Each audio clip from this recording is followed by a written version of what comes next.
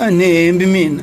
vone matinya mina nishikhumba xingoma lexi ngixuwinga kodwa ni nge fani na wona u nga davuluwa rumbi plineu loko ni xi langusa khwatsi xilondza xa wena ngi xi lava dokodela ni swi tivi swo ni nga pfuna njhani u nga vitana ambulansi. Yena n'waxikolwane a chiwaka vito la James Guevara hi ku fumutana ngopfu a tlhela a dlayana ngopfu a balekile a triyumfu a huma ni swirhengwani a lala xinkolwani a huma ni xincilani hi ku famba a lavetela a mati pfutsumiseni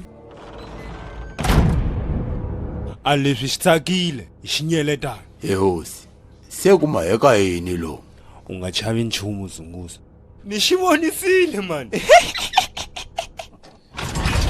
Yo famba mahala ni mata ku hungeta makuma se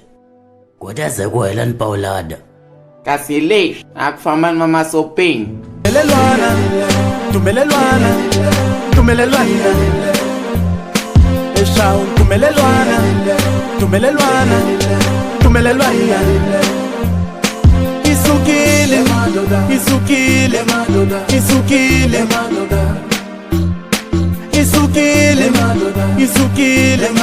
isukile